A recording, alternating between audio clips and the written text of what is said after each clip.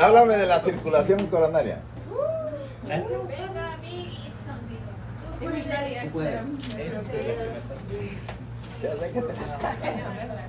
¿Dónde? Las coronarias. A ver. Yo me llamo María. ¿Dos arterias son? Ayuda. Yo me llamo. ¿Son dos arterias? Son dos arterias. Izquierda. Coronaria. Coronaria derecha. Y descendente. Muy bien. Vamos a hablar de dos tipos de síndromes ¿No se va a sentar nadie? y que tienen que ver con la circulación, porque se llaman síndromes coronarios. ¿Ok? Hay dos tipos de síndromes, los síndromes coronarios crónicos y los síndromes coronarios agudos. Por hoy vamos a empezar hablando de los síndromes coronarios crónicos. Anteriormente a este síndrome solamente se le conocía como angina estable.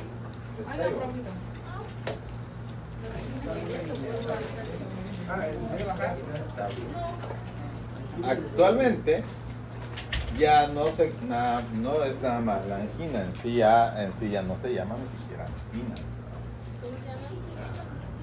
Existe una clasificación de 5 patologías que me pueden llevar a presentar síndrome coronario. Tenemos la enfermedad o la coronaria obstructiva, que era lo que se conocía como enfermedad coronaria obstructiva. ¿Qué es lo que antes se conocía como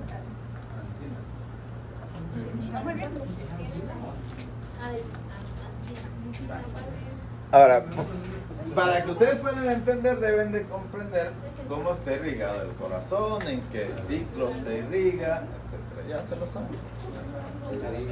Tenemos dos coronarias. La coronaria derecha y la coronaria izquierda. Realmente, la coronaria izquierda forma un tronco común y luego da dos arterias principales, la descendente anterior y la circunfleja, que se base hacia la parte posterior y que nos da una marginal llamada marginal izquierda. La derecha se hace posterior, se va por el surco auriculoventricular y se hace posterior y da una lateral llamada lateral derecha o marginal derecha.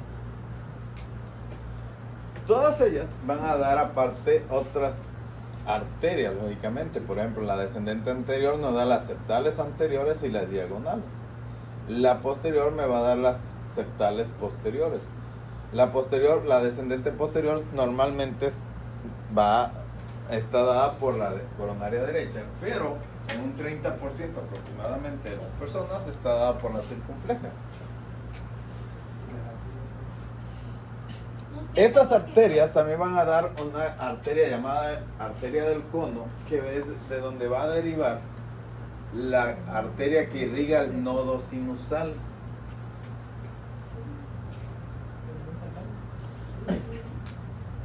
Y otras van a dar la irrigación al nodo auriculoventricular.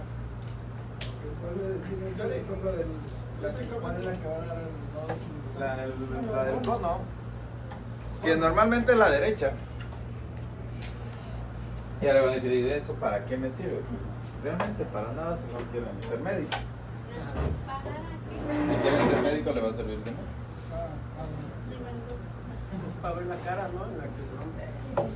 Lo que pasa es que muchas veces por ejemplo en el síndrome coronario agudo sobre todo, un infarto de la arteria posterior me puede dar bradicardia. Quiere decir que está afectándose la arteria que irriga el nodo sinusal. Dice Martín si quiere que le proyecte el corazón. Sí, ¿por qué no?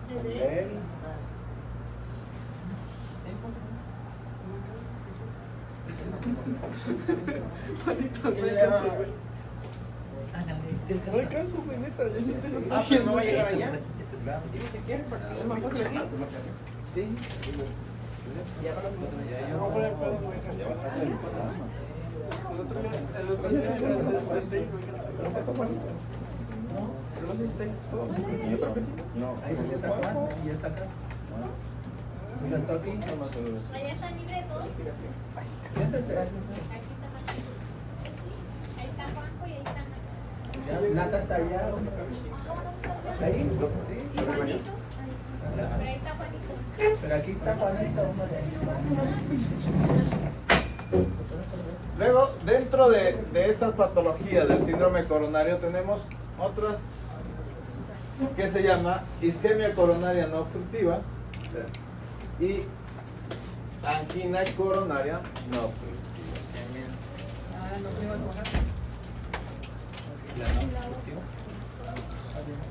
¿Cómo dijo que era la otra? Isquemia coronaria no obstructiva. ¿Son parte de la misma Esas también patología o la provocan? causan síndrome coronario. Son parte de los síndromes coronarios. ¿Cómo dice? El primero es isquemia y el segundo, ¿qué dice? Isquemia coronaria no obstructiva. Miren, ¿Qué era la segunda? isquemia coronaria no obstructiva y angina coronaria no obstructiva. No obstructiva. Ok. Vamos a hacer la diferenciación entre una y otra. La isquemia, lógicamente, es la disminución de la irrigación del corazón, aunque no haya una obstrucción real de la arteria coronaria. Pero no hay manifestación clínica propiamente dicho.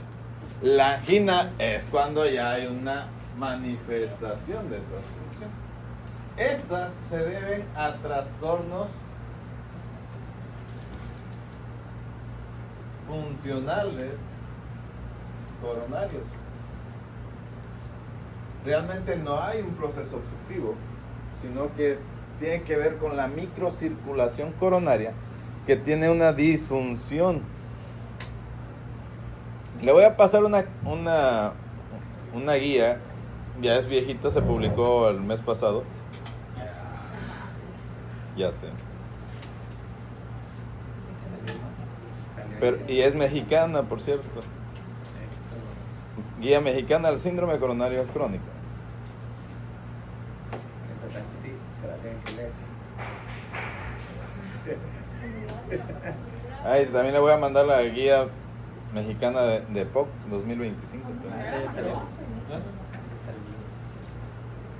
Pero dicen que decían que ni la usaban en el Congreso, que usaban Gol. Sí. Pero los mamoncillos. yo creo. No, lo que pasa es que miren, En el Congreso. la guía mexicana es así como copy-paste de varias guías. Me encantó. Si copia más de 3, eso es investigación. Sin embargo, aquí en México hay muy buenos investigadores. Pero si la cita. Si la cita, y copia. Lo puede llevar, güey. ¿Qué? Que lo podría llevar. Creo que sí. ¿Llevar qué? Teléfono. No la traigo. El tuyo. Pero bueno, seguimos. Ahora, ¿por qué es importante estudiar los síndromes coronarios? El síndrome coronario agudo como tal sí sigue siendo la primera causa de mortalidad en México. El síndrome coronario crónico, a pesar de que no es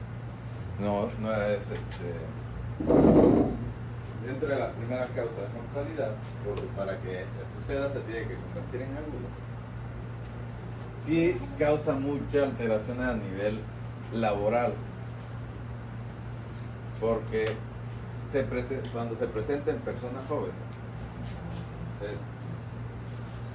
disminuye la calidad de vida y disminuye lo que es el trabajo, ¿no? La calidad de trabajo.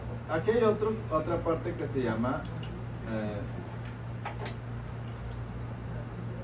angina postinfarto.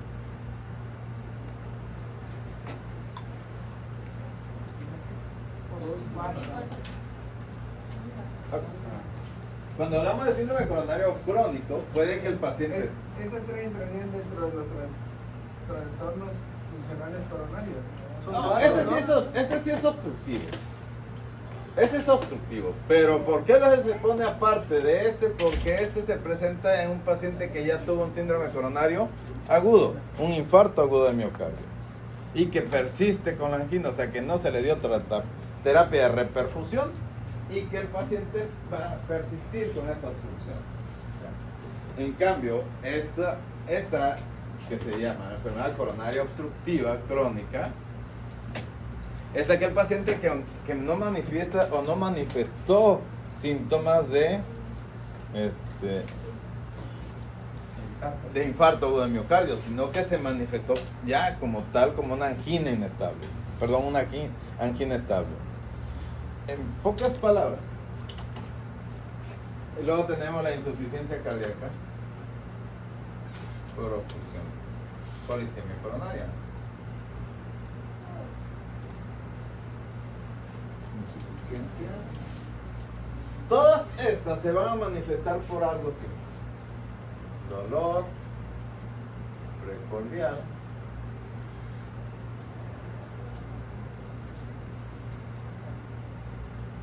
durante la actividad.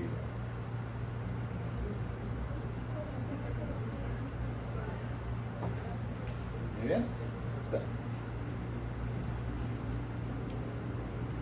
La manifestación clínica para que puedan decir que tiene un síndrome coronario crónico es el dolor precordial que se presenta durante la actividad y debe de ser de tipo anginoso.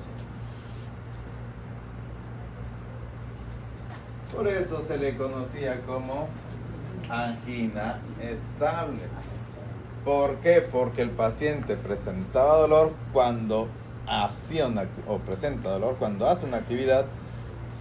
La característica es que remite el dolor cuando el paciente se pone en reposo. Ahora, veamos, por lógica, sí, aunque no sepan medicina, nada más por lógica, ¿por qué el paciente presenta dolor durante el ejercicio y se calma durante el reposo? Porque la actividad. Mayor flujo de sangre, aumenta el gasto cardíaco. Gasto Y cardíaco. la resistencia. Ok, aumenta el gasto cardíaco, sí. Pero, ¿qué más? Aunque no sea una actividad, muchas veces no es una actividad extenuante. Más aumenta el flujo de pulso y Aumenta la presión. Aumenta la presión. No, Pero- aumenta. aumenta lo del flujo y por tanto pues al estar este lógico va a haber isquemia. Ok. ¿En qué ciclo, en qué parte del ciclo cardíaco se irriga el corazón? A ver, Camila. ¿En qué parte del ciclo cardíaco se irriga el corazón? Esa es una pregunta que Sí, de hecho. La respuesta correcta es en diástole, ¿verdad? ¿Por qué en diástole? Porque cuando está en la sístole, el miocardio está contraído y por lo tanto las arterias están contraídas. Imagínense que este es un vaso sanguíneo y es el miocardio. Cuando se contrae, esta arteria se tiene que cerrar a fuerza. Cuando se relaja, la sangre que está en la aorta puede pasar hacia los senos coronarios y lógicamente fluir sobre las arterias coronarias. ¿Qué pasa en las personas que están haciendo actividad? Que se incrementa la frecuencia cardíaca. Al incrementarse la frecuencia cardíaca, el lusitropismo se disminuye. ¿Perdón? ¿Qué es el lusitropismo? A ver, lusitropismo. ¿Puede repetir lo que Cuando hace actividad física. Ah, ok, se incrementa la frecuencia cardíaca y por lo tanto se disminuye el lusitropismo. Pero ¿qué es el lusitropismo? El lusitropismo es la capacidad que tiene el miocardio de relajarse. Si ustedes, ¿mande? Sí, imagínense que está haciendo esto. ¿Cuánto tiempo cree que dura la diástole en este? en una frecuencia así, tiene que disminuir su fuerza, porque no se está alcanzando a relajar adecuadamente. Pero ahí también el dolor entonces por un cambio de metabolismo, Tiene que ver el consumo de oxígeno. Ajá, porque baja el consumo. Tiene que ver el consumo de oxígeno porque el corazón, lógicamente, al estar haciendo una actividad, trabaja más. Se incrementa el consumo de oxígeno, pero el aporte de oxígeno a consecuencia, ya sea de un trastorno obstructivo o un trastorno funcional de la microcirculación, no es capaz de llevarle el oxígeno necesario a las células miocárdicas. Y eso genera que se produzca una hipoxia tisular y mayor elevación del lactato a nivel intracelular y dolor. O sea, pasa de un metabolismo anaeróbico a Así es. o sea, aeróbico a anaeróbico. Y ahí genera el dolor. Bueno, sí entendía esta lo del lactato. Repíteselo. Como aumenta el gasto cardíaco, la frecuencia cardíaca, el tipo de músculo que tiene el corazón es un músculo especializado y consume oxígeno para funcionar. Entonces, si disminuye la irrigación sanguínea por resistencia o por contracción, va a tener menos capacidad metabólica porque va a tener que pasar de consumir oxígeno a un mecanismo anaeróbico, y ese producto anaeróbico genera dolor. Hay ciertas partículas mediadoras del dolor como un metabolismo anaeróbico. Aquí está la arteria. Ese es el calibre que debe tener. Imagínate que aquí tiene una placa de ateroma. Se disminuye lógicamente el calibre. El lactato es El lactato es lactato. Ah, ok, tú dices la enzima, lactato deshidrogenasa. Esa es una enzima. ok, pensé que se refería a eso. Bueno, Muy bien. Imagínense que está una placa de ateroma y por lo tal hay una disminución del calibre. La sangre que viene por aquí, lógicamente, no va a poder pasar adecuadamente. Y por lo tal, hacia este lado, la cantidad de sangre va a ser menor. Si cada vez que se incremente las necesidades de oxígeno y no se pueda llevar, no se le pueda llevar el oxígeno necesario para la célula va a tener dolor. O sea, o va a desencadenar un mecanismo que se va a manifestar como dolor. el pH. ¿Dónde? ¿Puede llegar a un infarto? Claro, puede llegar a un infarto. ¿Cuál es la diferencia entre realmente el síndrome coronario agudo y crónico? Que este por sí tiene una estrechez crónica y el que el corazón se va acostumbrando. Mientras está en reposo, las células se mantienen, tranquilas. Mientras no te hagan trabajar, pues no pasa nada. El problema es cuando trabajas. Pero ya está así, siempre está así. No abre más la arteria. Ya se acostumbraron las células. ¿Qué pasaría si se formara un nuevo trombo o que la placa se desgastara o se rompiera? Se va a formar un coágulo, ese coágulo va a cerrar completamente la arteria, pero ahora se va a producir un síndrome coronario agudo.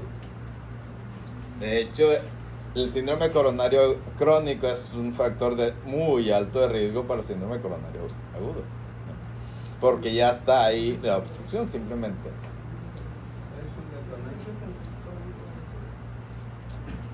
Muy bien, entonces la manifestación clínica es el dolor. La característica es que se presenta en actividad, disminuye en reposo y disminuye con los vasodilatadores como los nitritos. ¿Cuáles son los nitritos? No borre, espérame. ¿Cuáles son los nitritos? Óxido nítrico. ¿Habla de fármacos? Sí. La nitroglicerina. Nitroglicerina, la isosorbide. ¿Ya ahora sí ya puedo borrar? Tengo una duda. Dime. El lactato. El lactato es un metabolito de lo que es la respiración aerobia de la célula. De cuando la célula no está usando la glucosa como metabolito, sino está utilizando otros, pues va a formar varios tipos de metabolitos que no son muy buenos para nuestro cuerpo, entre ellos el lactato. Bueno, a lo mejor una comparación, por ejemplo, las personas si voy a hacer un ejercicio, pues la metabolización, no sé si estoy bien, la metabolización a nivel muscular va a generar la liberación del lactato y eso crea... Es lo que produce el dolor muscular. Y le va a crear dolor muscular. Eso Sí. también viene generando lo mismo a nivel del corazón. Más o menos. Ok. El corazón o el miocardio es músculo. Y es músculo que tiene la misma característica que el estriado. Tiene troponinas, tropomiosina, actina, miosina, etc. La diferencia entre el músculo estriado nada más es algo simple. Es involuntario. Y que tiene mayor cantidad de uniones GAP. Es la única diferencia entre el estriado común y el miocardio. Hay más diferencia con el músculo liso. La única característica que tiene de músculo liso es que es involuntario. La única. Y que por lo tal, como es involuntario, puede estar estimulado por sí mismo, el nodo sinusal, o por el sistema nervioso. Y algunas hormonas. O sea, tiene esa característica. El músculo estriado, si ustedes bien recuerdan, el músculo esquelético, solamente puede ser estimulado por una sola cosa. ¿Cuál? La acetilcolina, que se libera en la placa neuromuscular y que tiene que ver con los nervios somáticos. Muy bien. Esa es la única forma. En cambio, el músculo liso puede ser estimulado por sistema nervioso autónomo, por hormonas, por químicos, por estiramiento. El corazón también es por sistema nervioso autónomo, por hormonas, por medicamentos, por sí solo, se autoexcita, como algunos me han comentado. Muy bien. Veamos, ¿qué necesitamos entonces para hacer el diagnóstico?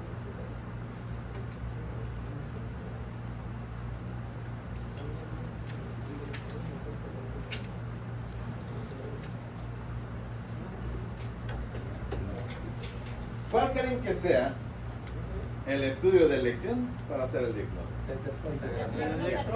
¿Dónde? Bueno, eco. Eco, a ver, eco, test de esfuerzo, Troponina. troponina, Angio. angio, Y bioquímica sanguínea. ok. El estudio ideal diagnóstico es la coronariografía.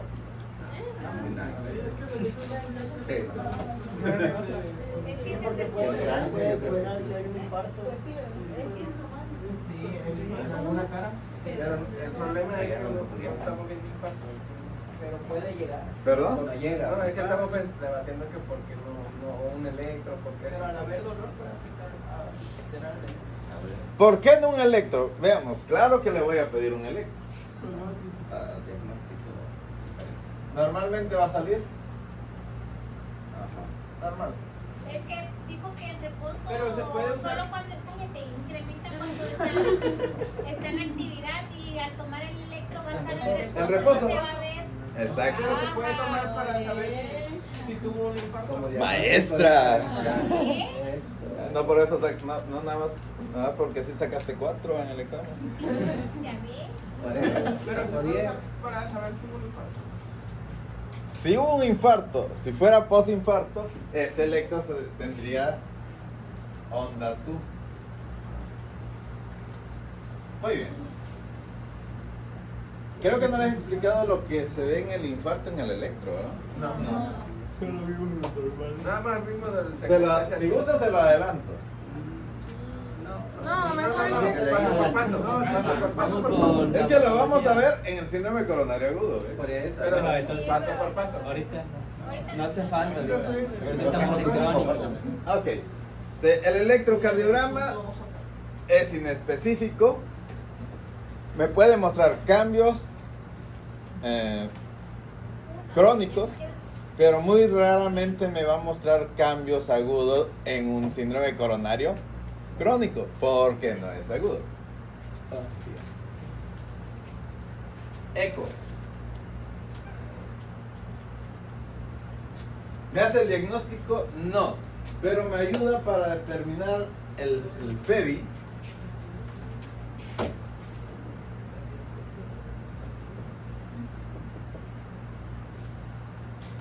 Y si hay disinesia, hipocinesia, miocardio. Profe, ¿qué es TEMI? Fracción de eyección del ventrículo izquierdo. ¿Cómo pues? No, estaba de...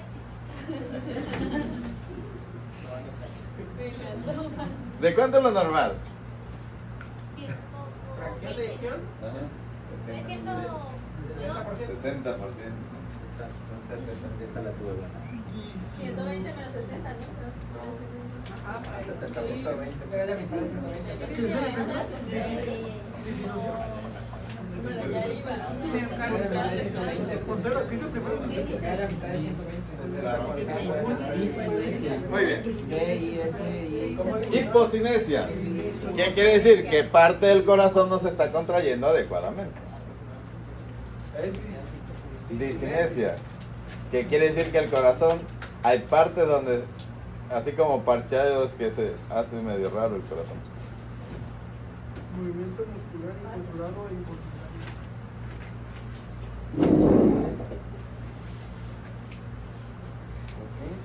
La hipocinesia es que no tiene fuerza para contraerse. Muy bien. O sea, no saca. Eco para ver O sea, el movimiento del tendría menos fracción de eyección. del No plasma. tiene- Sí, de hecho. Entonces, esos tres afectan a la fracción. Muy bien. ¿De qué otro estudio le quieren mandar a hacer la prueba de esfuerzo? Eso. Eso sería, Con los coronarios. antes de la coronariografía sería lo ideal. Pero hay algo que es muy importante. Muchos pacientes tienen falsos negativos. 30% para hacer el perfil. El problema es que ese 30% va a terminar mandándolo El hospital. a coronariografía. Pero Se empieza por la. usted dijo que, o sea, en la actividad sí dolía, pero más poco, ¿no? Ya en reposo donde duele. Ok, ¿qué es un falso negativo? Muchas veces no tiene, es un problema obstructivo, sino funcional de la microcirculación. Te lo ponen a hacer una actividad y pueden no presentar los síntomas. Ya está. De hecho, hay casos reportados donde el paciente presenta los síntomas ya en su casa después de la prueba de esfuerzo. De hecho, también faltaba un 20% de falsos positivos. Falsos positivos. Que salen positivos y aún así no tienen. Dice que un positivo es 100%, pero un negativo se tiene que seguir. Muy bien. Continuamos. Ya tenemos la prueba de esfuerzo. ¿Qué otras me van a mandar a hacer? Laboratorio, La TAC, la tomografía axial computarizada coronaria, o coronariografía. Ahora, coronariografía por resonancia.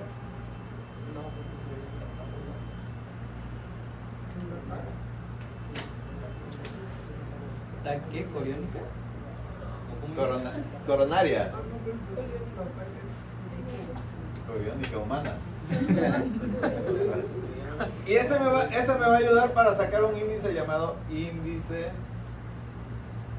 de calcificación.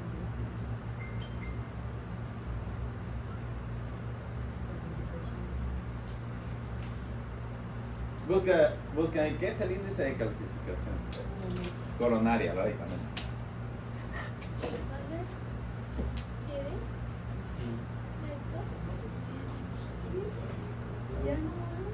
Cantidad de sangre calcificada. A ver, sí. Sí. Medida de la acumulación de calcio en las arterias Y nos va a ayudar para medir otras cosas, lógicamente. Y demencia o cáncer.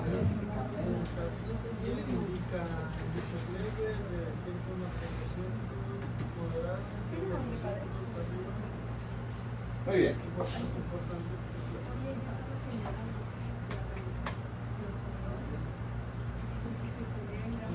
Y todos, al final de cuentas, nos van a llevar a la coronariografía por cateterismo cardíaco. Pensé que es el tratamiento. Imposible.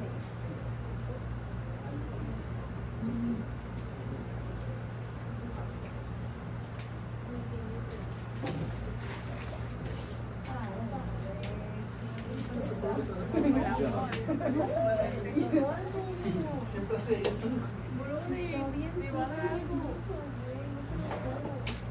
Cateterismo cardíaco. Muy bien. Entonces, ¿cómo debería de iniciarse el paciente? El gol está como el gol está. La coronariografía.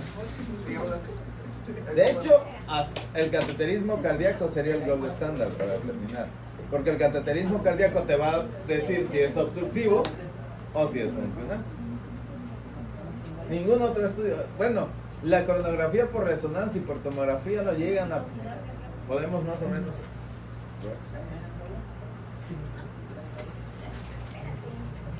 Hay algo muy importante. Hice una pregunta muy importante. ¿Cómo debo de actuar ante un paciente que presente esas características? Según lo que entiendo, iniciaría yo con Hablarle a usted. pero o sea, sin sospecha de, Muy bien. no puedo irme directo a la cara. Primero, lógicamente, la sospecha clínica. Porque no todo dolor que se presente durante el esfuerzo tiene que ser de origen cardíaco. Puede ser pulmonar. Puede ser pleurítico, puede ser muscular. Tengo que hacer una buena historia clínica, una buena exploración antes de que yo considere de cómo voy a empezar. Voy a iniciar con lo básico. Un electro, una radiografía de tórax para descartar otras patologías, y si todo eso sale normal, pero siguen con una alta sospecha, le mando a hacer la prueba, el test de esfuerzo. Esa es radiografía. Ahora va a depender qué sean ustedes o dónde vean el paciente. Primer nivel de atención, segundo nivel de atención, tercer nivel de atención. ¿Qué quiere decir? ¿Qué son ustedes? Son el médico de primer contacto, médico general, médico urgenciólogo, médico chiripero, no sé. Chamán. O el guardia de seguridad del Seríamos el hospital. Guardia, segundo guardia. contacto, ¿no? Chimeca. Entonces, va a depender de eso. Si ustedes son médicos generales, los estudios ideales son el electro y la radiografía. De ahí lo mando con el cardio. Sí, algo de.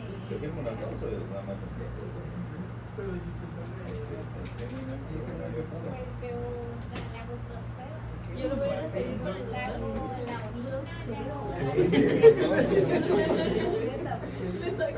sí, es que sí, para descartar. Si se hace para descartar un poquito.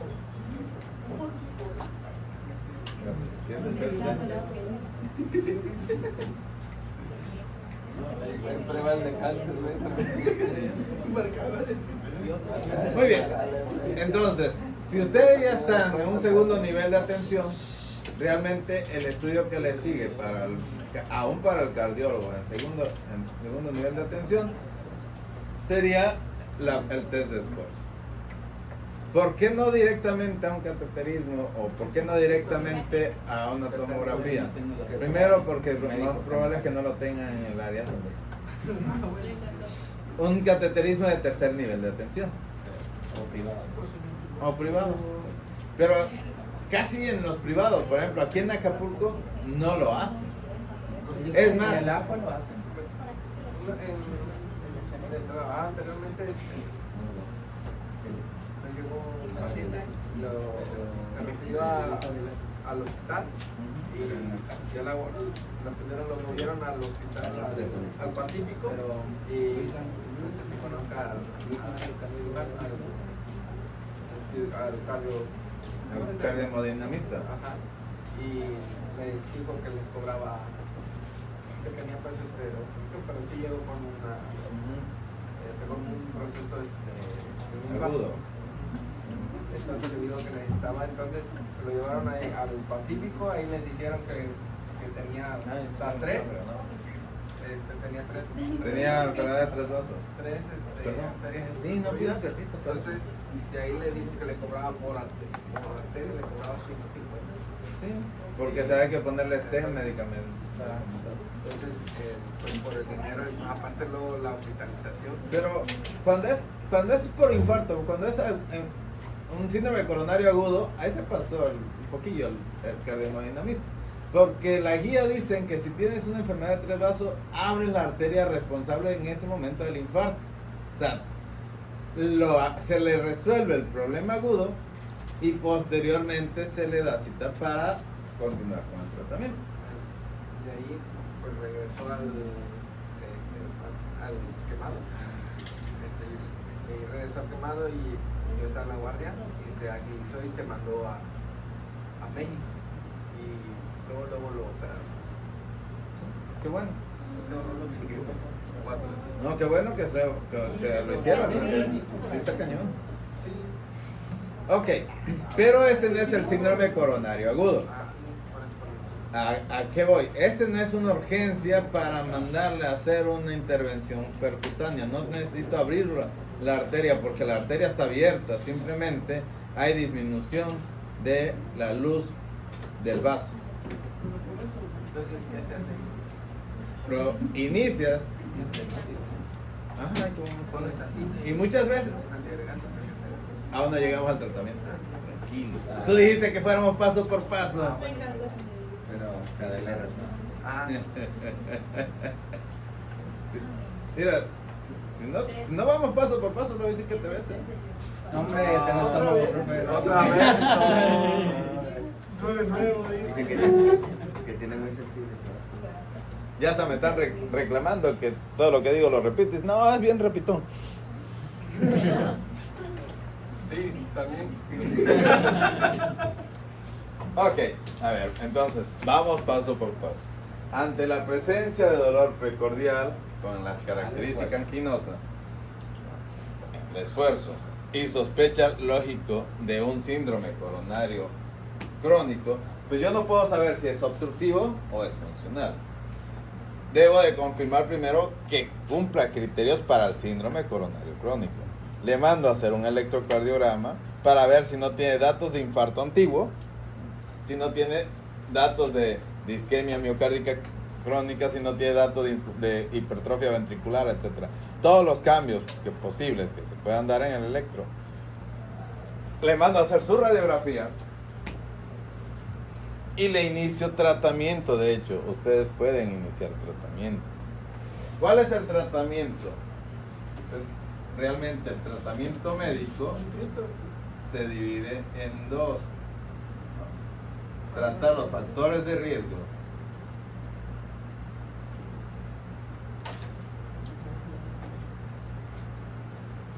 cardiovascular y tratamiento médico.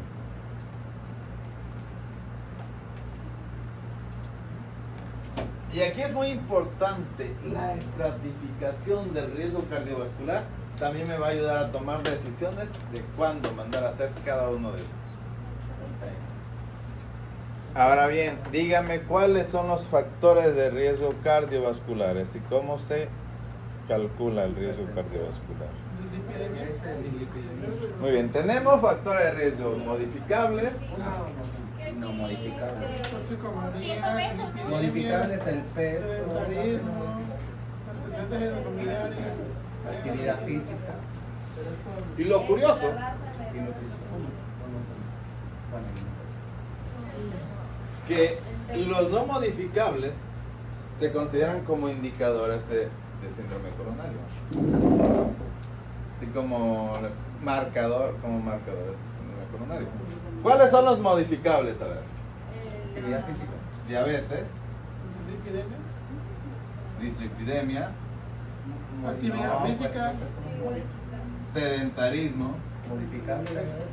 Puede cambiar la diabetes. Pero me imagino que se está controlado. Está controlado, está controlado. No sé si Pero, han escuchado que hay reversión de la diabetes actualmente con tratamiento. En el puro periodo de luna de miel. No es curar, es revertir. Bueno, ¿Qué es una quiere reversión de decir? signo. ¿Qué quiere decir? Que yo puedo tener la glucosa también controlada, que no me va a producir glucosilación de los tejidos. Por lo tal, disminuye el riesgo cardiovascular. Un tema controversial. La Los exámenes. hipertensión. Pero es que los exámenes son controlables. Claro que es modificable. ¿Qué quiere decir? Que si yo mantengo un niveles de glucosa muy alto, con una hemoglobina glucosilada mayor de 7, mi riesgo cardiovascular se incrementa muchísimo. Si yo bajo los niveles de glucosa y mantengo una hemoglobina glucosilada por debajo de 7, mi factor de riesgo cardiovascular disminuye. Entonces sí lo estoy modificando. ¿Qué otra cosa es? Serían La obesidad.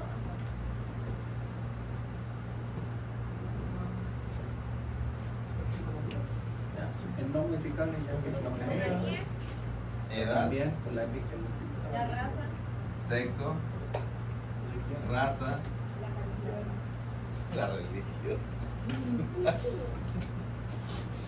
Son no modificables. Yo no puedo modificar mi edad. los gustos. La tendencia sexual. A ver, ¿pueden ustedes modificar su edad? Las mujeres sí lo hacen. Porque porque están jóvenes probablemente estén diciendo su edad normal. Pero ya después resulta que si ahorita me puedo hacer cuenta, mi mamá es menor que yo. Como 6 años menos que yo. Ellos sí modifican. Los hombres no. Paulo parece de 30 y tiene como 45. ¿Cuántos años tiene? ¿42?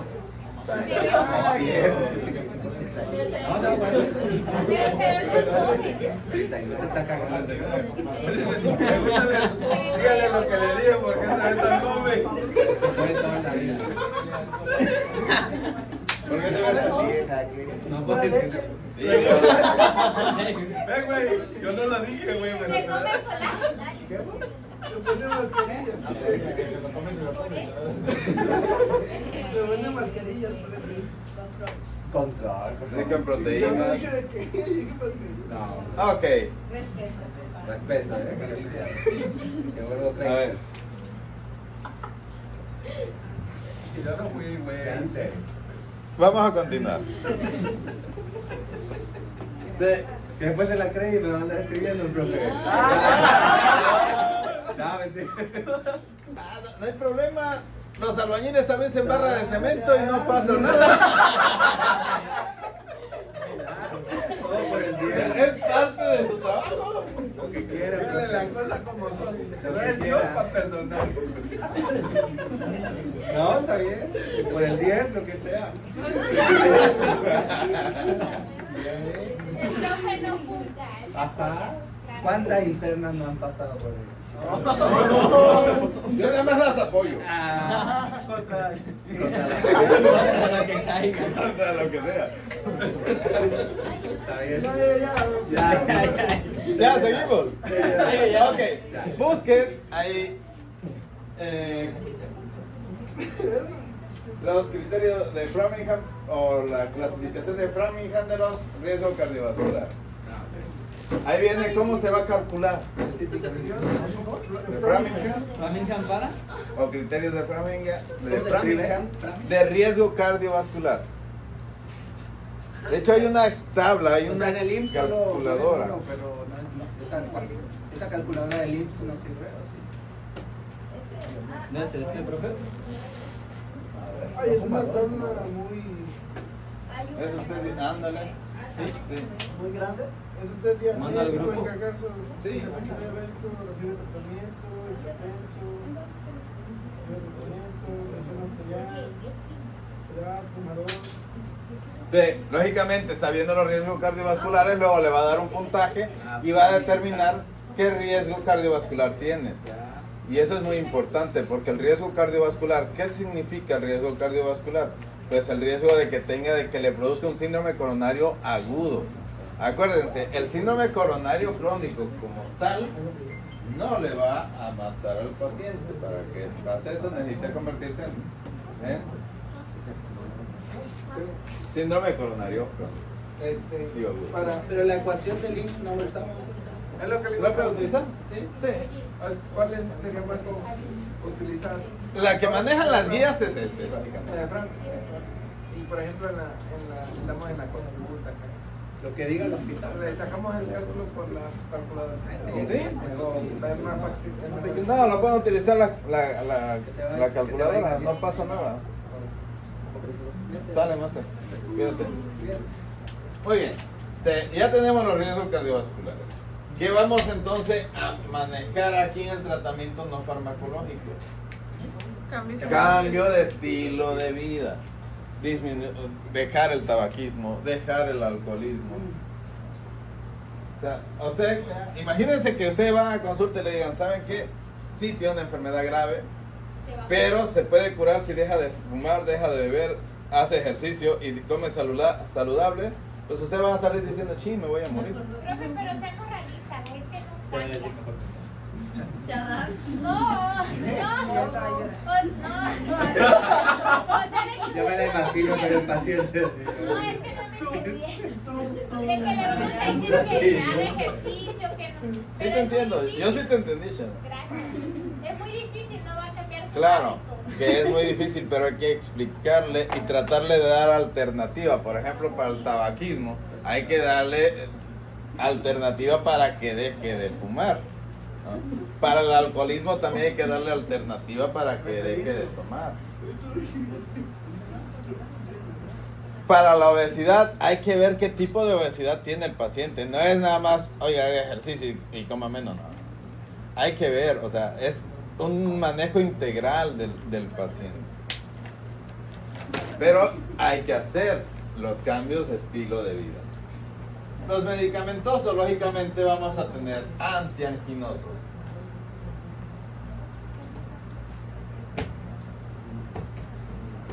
Antitrombótico.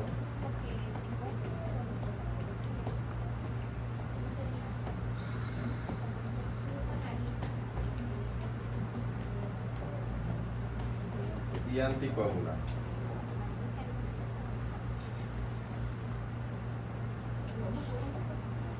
Hay que dar una estatina, sí, para evitar que se desestabilice la placa. Pero vamos a empezar con los antianginosos. ¿Cuáles son los antianginosos que normalmente utilizamos? Los nitritos y los beta bloqueadores.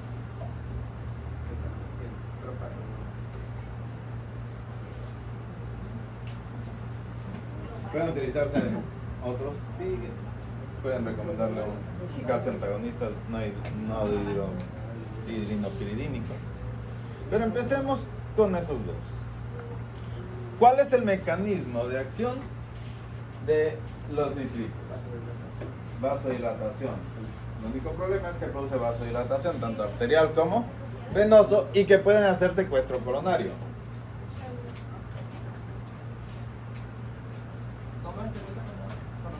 ¿Mande? Es cuando le llegan varios así en un carro, le apuntan una pistola y se llevan las coronarias. Ya sé, Martín. Es que vasodilata tanto que no le permite una buena circulación a nivel coronario. Disminuye el flujo coronario. Pero es la primera elección, de hecho. La nitroglicerina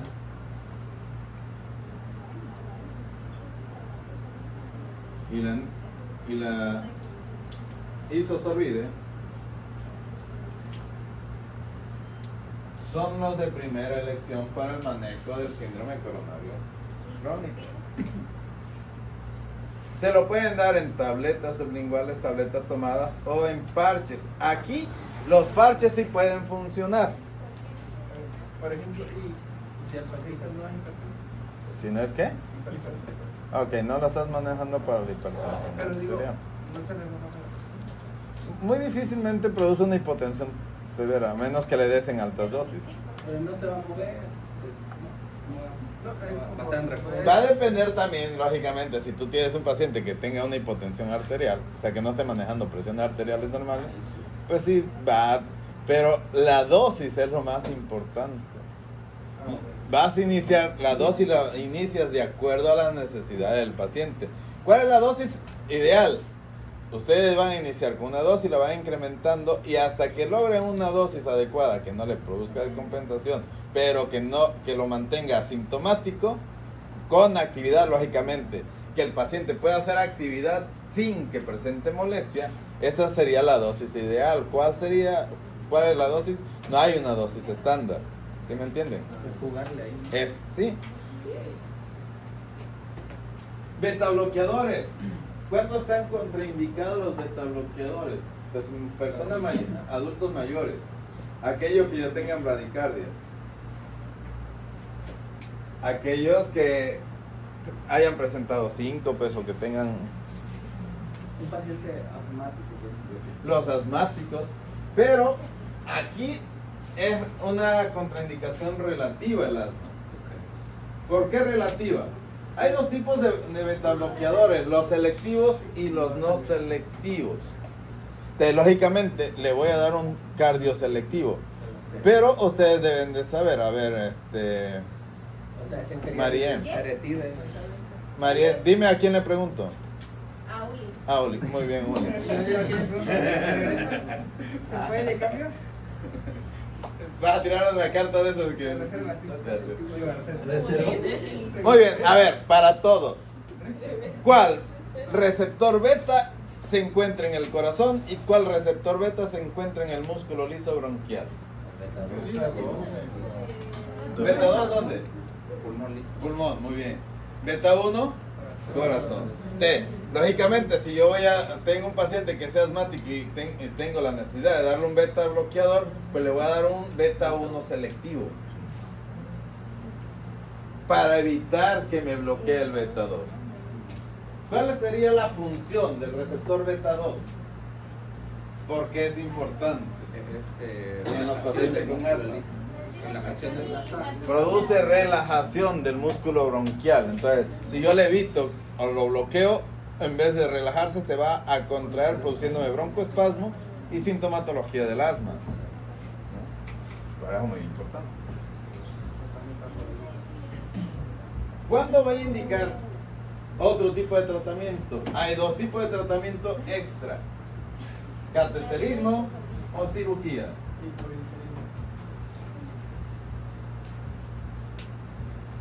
Cateterismo o cirugía, ¿cuál de las dos va a ser la ideal? Va a depender del tipo de problema coronario que encuentren en todos los estudios que vimos.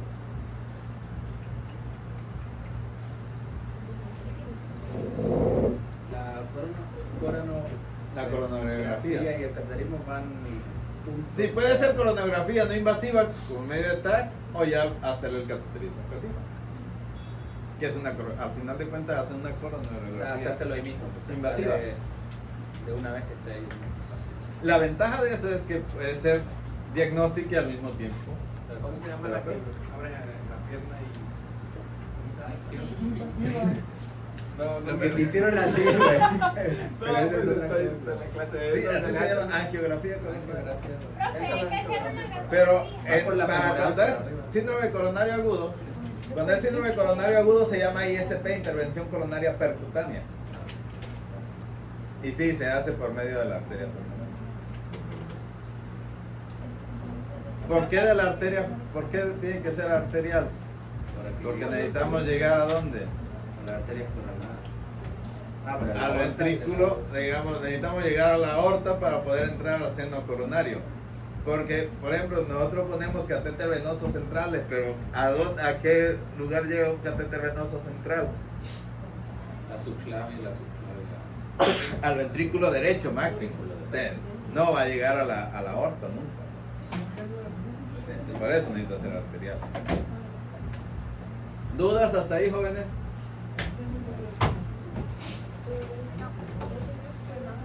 Si no tienen duda, la próxima clase será síndrome coronario agudo. Sí. Y Nos después vamos a hacer una gasometría aquí entre nosotros. Si quieres. Sí, duele. Supervisada por usted. Ajá. Yo creo que la Ah,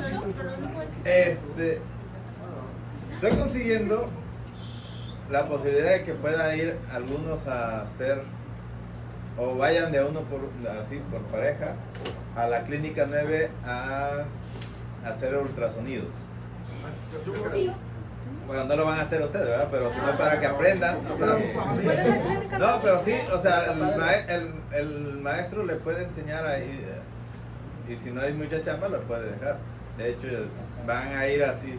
Nada más que estamos en plática ahorita con los coordinadores de enseñanza de ahí para que nos permitan pasar a los estudiantes.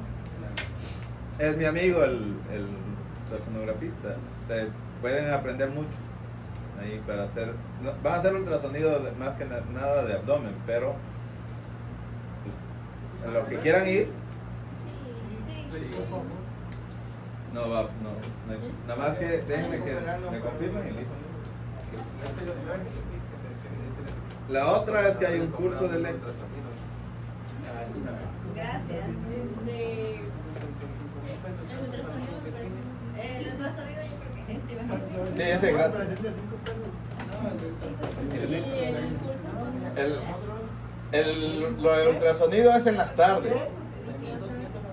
En la clínica 9. ¿Sabes dónde queda la clínica 9? Diamante, después de la No, la clínica 9 está en el centro. Por si río. Creo que está acá por la plaza. Miren, no se preocupen. La clínica 9 está por donde está la terminal de autobuses. Ahí. Y luego está como la plaza de la tecnología. donde atropellan gente. Más o menos. Enfrente hay un restaurante de mariscos. Si gustan, pues si van, le disparo unos ostiones ahí en el centro. La salmonera va Ay, Paulo, te comes otras cosas y no hay contigo. Dicen que si te disparan unos ostiones en el centro. ¿Me espadas de ser? No. Y Por eso, Tengo vacuna.